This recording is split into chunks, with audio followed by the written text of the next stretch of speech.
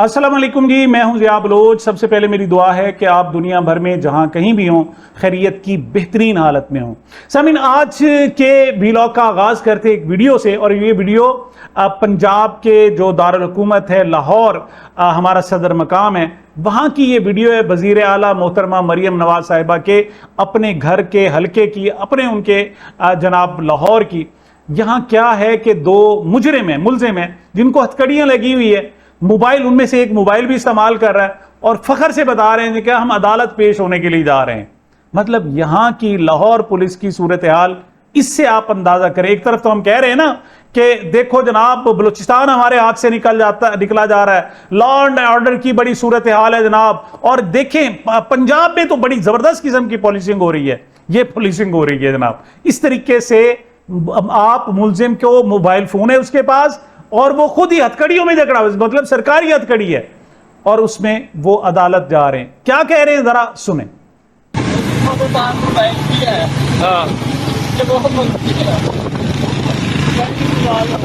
ये देखें हमारे मुल्क के, पाकिस्तान के ये हालात है कि ये दो मुस्लिम जिन्होंने अपना इनके हथकड़ी भी पहनी हुई है और इनके साथ कोई भी पंजाब पुलिस का नुमाइंदा नहीं है, और ये खुद से अपना क्या नाम है हथकड़ी पहनकर और अपना कचहरी पेश होने जा रहे हैं।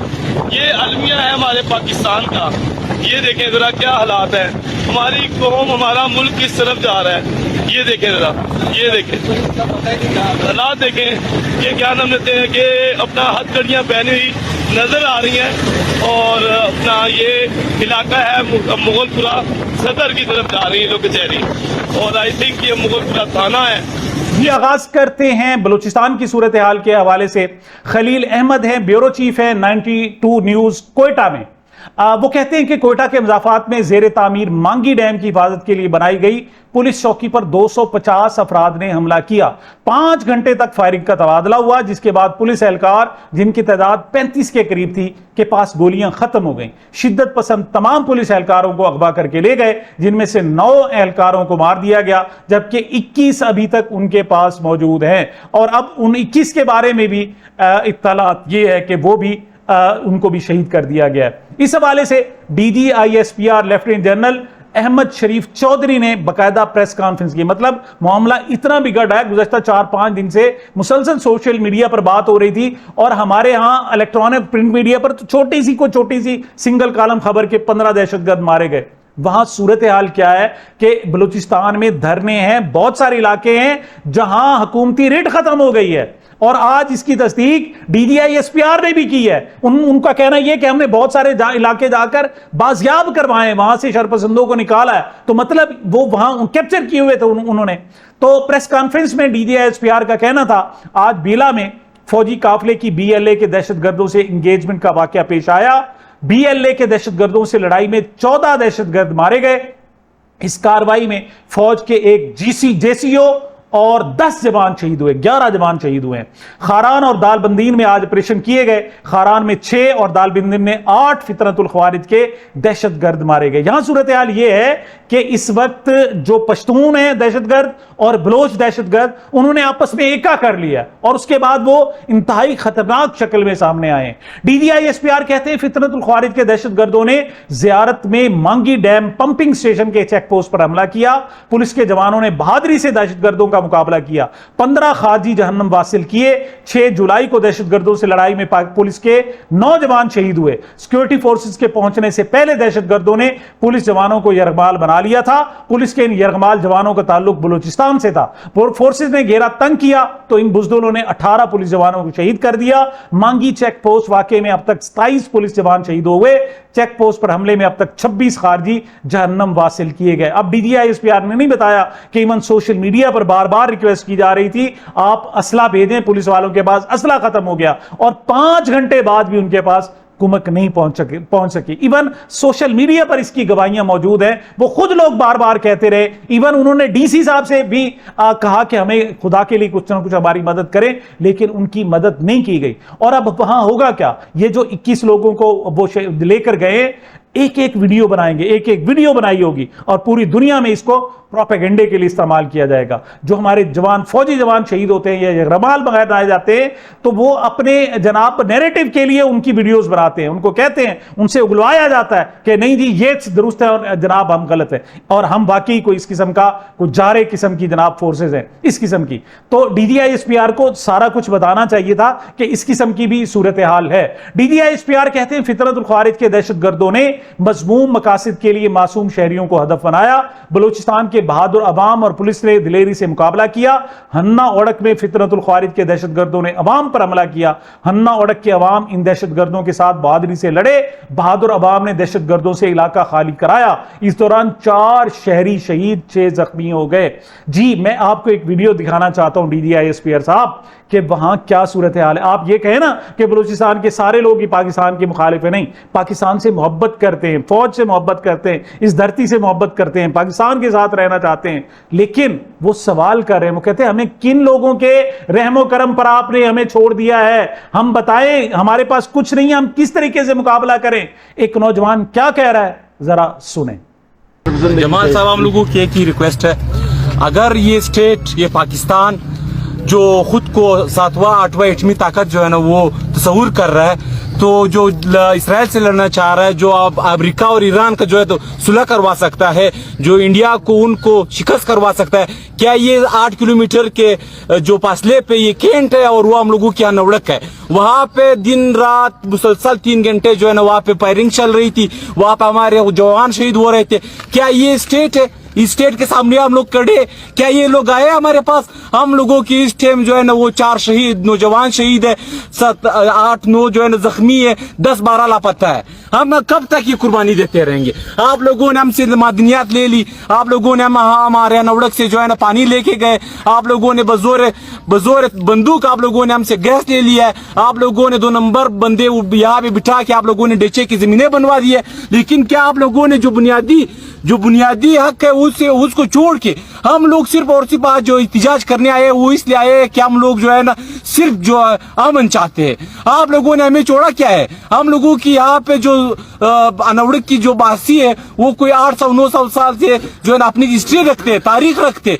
क्या उन्होंने जिंदगी भर में ये जो 75 साल से पाकिस्तान बना है, क्या यहाँ पे कोई बदनामी हुई है? लोग फैमिली के साथ आके वहां पे कुछ इनके साथ हुआ है? अगर मैं हम लोग आज यहाँ पे जलील ख्वार है वो सिर्फ और सिर्फ स्टेट की वजह से। ये लोग जो है हमें जीने नहीं दे रहे, ये जो गुंडागर्दी कर रहे वो यही लोग कर रहे हैं। इसके जो है ना नाम निहाद इन लोगों ने तंजीमें बनाई है, कलदम जो है ना वो TTP किसी के नाम पे। क्या हम लोग मुसलमान नहीं है?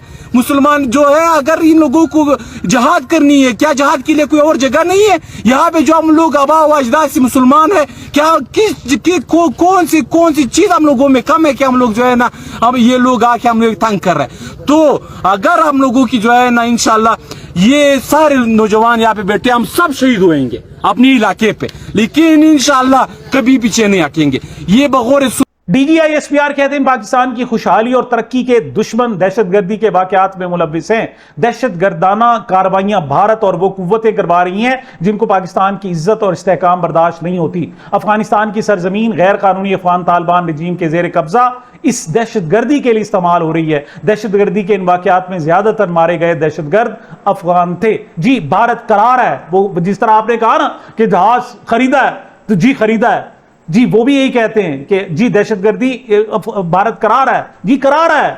हजूर आपने उसका तोड़ करना था। दुश्मन को ये थोड़ी कहते कि हमें दुश्मन नुकसान पहुंचा रहा है, वो तो अंडरस्टूड है कि दुश्मन नुकसान पहुंचा रहा है। असल बात तो यह है कि आप दुश्मन के दांत किस तरह खट्टे कर रहे हैं, आप उसको किस तरीके से चीजों को कंट्रोल कर रहे हैं। आप पुलिस को कुमक नहीं भेजते, वहां रात को शहरी तड़पते हुए मरते रहते हैं, आप वहां उनको रेस्क्यू करने के लिए नहीं जाते। आपका सारा जोर इस वक्त पीटीए अपने सियासी मुखालफिन के खिलाफ है। आप खुदा के लिए देखें, अब बलूचिस्तान जल रहा है, बलूचिस्तान को बचाना है, लेकिन आपने तो फोकस आपका जनाब बलूचिस्तान पर की बजाय आजाद कश्मीर पर है। होता यह था कि आजाद कश्मीर का कभी तज़किरा नहीं होता था। मकबूजा जो इंडियन ऑक्युपाइड कश्मीर है उसकी बात होती रही कि वहां 8 लाख फौज है, 10 लाख फौज है और जुल्म कर रही है, ज्यादतियां कर रहे हैं, छापे, कर्फ्यू, टेलीफोन बंद, जनाब इंटरनेट बंद। वो तो सारा कुछ आपने अपने जनाब आज़ाद कश्मीर में शुरू कर दिया, और वहां आपको सालसी के लिए बार बार कहा जा रहा है। मौलाना फजल रहमान कहते हैं, ईमन अपोजिशन कहती है कि हम उनसे बात करने के लिए जा रहे हैं, आप उनको जाने नहीं देते। आप किस चीज का इंतजार कर रहे हैं? तो बात यह है कि भारत ये करवा रहा है, सबको पता है। ये जनाब ना बताएं कि भारत करा रहा है, असल बताएं कि आप तोड़ क्या कर रहे हैं, वहां सूरत हाल को कंट्रोल कैसे कर रहे हैं। लेफ्टिनेंट जनरल अहमद शरीफ चौधरी साहब बताते हैं कि गुज़श्ता 4 रोज में बलूचिस्तान में दहशतगर्दी के 3 बड़े वाकयात हुए हैं। सिक्योरिटी फोर्सेस और कानून नाफिज करने वाले इदारों की कार्रवाइयों में 54 दहशतगर्द हलाक हुए। 3 वाकयात में वतन अजीज का दिफा करते हुए 42 जवान शहीद हुए। ये 4 रोज की बात, 3 बड़े वाकयात, 54 दहशतगर्द और 42 हमारे जवान शहीद हुए हैं, जिनके बारे में DGISPR खुद बता रहे हैं। हाफिज हमदुल्ला JUI के रहनुमाएं कहते हैं, एक हफ्ते में कोयटा, हन्ना ओडक और ज़ियारत में मुसल्ला जत्थों के हाथों दर्जनों बेगुनाह शहरी और तकरीबन 32 पुलिस एहलकार शहीद हुए। कहां है वजीर आजम, वफाकी वजीर दाखिला और चीफ कहां है? क्या बलूचिस्तान पाकिस्तान नहीं है, या बलोच पश्तून लावारिस शहरी हैं? आखिर क्यों उनको लावारिस करार दिया गया है? आखिर उनकी देखभाल, उनका ख्याल कौन करेगा? दूसरी तरफ जनाब सहाफ़ी मोहम्मद इशफाक बताते हैं, गैर मुल्की खवातीन से ज्यादती और अगवा का मुकदमा। मुलजिम रजा डार ने गहरे पीले रंग की शलवार कमीज पहन रखी थी, सर पर टोपी और चेहरे पर मास्क लगा रखा था। अदालती हुक्म पर रजा डार ने कमरा अदालत में मास्क उतार कर शनाख्त करवाई। रजा डार से ना कोई मिलने आया और ना ही उनसे किसी ने कोई बात की। आमिर बतीन कहते हैं, खैबर पख्तूनख्वा में जो मराआत दी गई है अरकान असम्बली को, वो कहते हैं मुझे सहाफत करते हुए तकरीबन 40 साल हो चुके हैं, जिनमें से 20 से 25 साल पार्लिमानी रिपोर्टिंग में गुजारे हैं। मैंने अपनी पूरी सहाफती जिंदगी में ऐसा कानून नहीं देखा जो खैबर पख्तूनख्वा असम्बली में पेश किया गया। स्पीकर को वसी इख्तियारात दिए गए कि वो किसी भी सहाफ़ी को असम्बली की कवरेज से रोक सकते हैं। अगर कोई सहाफ़ी स्पीकर पर जानिबदारी का इल्जाम लगाए तो उसके लिए भी 6 माह कैद की सजा तजवीज़ की गई है। हैरत की बात यह है कि इन मामलात का फैसला भी बड़ी हद तक खुद असम्बली के इख्तियार में रखा गया है। हालांकि पाकिस्तान की पार्लिमानी तारीख में सख्त तनकीद के बावजूद मुझे एक भी मिसाल नहीं याद कि कौमी असम्बली सेनेट ने किसी सहाफी को इस नोयत की फौजदारी सजा दी हो। लेकिन वहां तो सूरत हाल ये है मतीन साहब कि वहां तो घुसने नहीं दिया जाता। सुप्रीम कोर्ट में पहली बार सहाफियों से पाक कर दिया गया, वहां उन्हें कमरा दिया गया था, वहां से भी उनको निकाल दिया गया। लेकिन बहरहाल ये PTI का ये आला ज़र्फ है। वजीर आला सुहेल आफरीदी ने गुज़श्ता रोज़ अपनी पार्लियामेंट से और ख़ास तौर पर जो उनकी वज़रा है उनसे खिताब किया। उनका कहना था कि जिन नकात पर खैबर पख्तूनख्वा के अवाम को एतराज़ है उनका जायज़ा लिया जाए, जिन नकात पर सहाफ़ी बरादरी को एतराज़ है उन पर भी नज़रसानी की जाए। KP की हुकूमत किसी के खिलाफ गैर कानूनी कार्रवाई नहीं की, अगर कोई झूठा प्रोपेगेंडा भी करे तो कार्रवाई अदालतों के जरिए की जाती है। लिहाजा खैबर पख्तूनख्वा हुकूमत ने अरकान असम्बली के मराअत के कानून पर नज़रसानी का ऐलान कर दिया है। ऐसा नहीं है जी, खरीदा है तो खरीदा है, तो फिर खरीदा है, मतलब इस किस्म की सूरत हाल नहीं है। अच्छा, एक तरफ तो जनाब उन्होंने कहा कि हम इस पर नजरसानी करेंगे, लेकिन वहां के जो तमाम की तमाम अपोजिशन हुकूमत इकट्ठी हो गई। खैबर पख्तूनख्वा के अरकान असम्बली के मल्लिक इमरात का कानून शदीद तनकीद के बाद तहरीक इंसाफ, मुस्लिम लीग नून, पीपल्स पार्टी और ANP एक पेज पर आ गए। शफी जान, अहमद करीम कुंडी, अरबाब उस्मान और सोबिया शाहिद की मरात के कानून की हिमायत में बाकायदा मुश्तरका प्रेस कॉन्फ्रेंस हुई है और वो कहते हैं कि हमें मरात दी जाए। अच्छा, वैसे एक बात है, जब सारे सूबे ले रहे उन बेचारों का कसूर क्या है आखिर? लेकिन हमारे यहां जनाब जो खुद बरात ले रहे वो भी उन पर तनकीद कर रहे हैं। जी, हम न्यूज पे प्रोग्राम था मंसूर अली खान का, उसमें हुजैफा रहमान थे। वो कहते हैं इन्होंने अपनी नीयत जाहिर कर दी कि ताहियात पासपोर्ट चाहिए। तो इस पर मंसूर अली खान कहते हैं आप ज्यादा से ज्यादा यही कह सकते हैं कि तुसी भी साढ़े वर्गे हो, आप भी हमारे जैसे हो गए हो। वो कहते नहीं, हमारे पास तो तमाम दलीलें मौजूद हैं, मतलब हम तो लुटेरे हैं, हम तो हैं ही लुटेरे। ये तो तब्दीली की जमात थी, ये तो कहते थे कि हम साइकिल पर जाएंगे, 55 रुपए वाले जहाज पर जाएंगे। तो इस पर जनाब मंसूर अली कहते हैं शफीउल्लाह कभी खब्बे जा रहे हैं, कभी सज्जे जा रहे हैं, वो संभाल नहीं पा रहे। आपकी तरह तो नहीं है कि लिया जहाज जो करना है कर लो। मतलब इस हद तक इनकी बेशर्मी की इंतहा हो गई है। कहते हैं किया है जनाब जो किया है। अब तलाल चौधरी साहब, मतलब उन्हें पता है कि पंजाब में मरात उनसे बहुत ज्यादा है, मतलब वहां 1.5 लाख तनख्वाह है, यहाँ 7 लाख तनख्वाह है। लेकिन उन पर तनकीद की जा रही है। और कहा कैसे कि हम तो डाकू हैं जनाब, तुम तो मोमिन थे, तुम तो नेक थे, तुमने ऐसा क्यों किया। तलाल चौधरी कहते हैं खैबर पख्तूनख्वा असेंबली का मराद बिल सियासी रिश्वत है। ये सब कुछ वो लोग कर रहे हैं जो कहते थे कि हम इक्तदार में आकर गवर्नर हाउस की दीवारें गिरा देंगे, वजीर आजम हाउस को यूनिवर्सिटी बना देंगे और अरकान असेंबली आम आदमी की तरह जिंदगी गुजारेंगे। क्या आम आदमी को मुफ्त सफर, मुफ्त असला लाइसेंस, सरकारी गेस्ट हाउसेज में मुफ्त कयाम और गाड़ियों पर काली शीशे लगाने की इजाजत हासिल है? जी हजूर है, आपके अरकान असेंबली को हासिल है। वो भी यही आपकी तरह मराद चाहते थे, इसके अलावा और कुछ नहीं चाहते थे। लेकिन आप ढीठ हैं, आप उस पर बात नहीं करते, दूसरों पर उंगली उठा रहे हैं। लेकिन पीटीआई के लोग उस पर तनकीद कर रहे हैं। फलक जावेद इस वक्त जनाब बिल्कुल झूठे मुकदमे में, एक जनाब उन्होंने के एक वजीर साहिबा की उन्होंने गुस्ताखी कर दी, उन्होंने कुछ बोल दिया, उसकी बुनियाद पादाश पर तकरीबन 10 महीने हो गए वो जेल में बंद है। गुज़श्ता रोज उनकी पेशी थी, वजीर नहीं आई, तो उस पर वो कहती है फलक जावेद कि सुहेल आफरीदी ने बिल पास करवाकर गलत किया। जितना गलत मरियम नवाज का जहाज लेना था उतना ही गलत ये बिल पास करना था।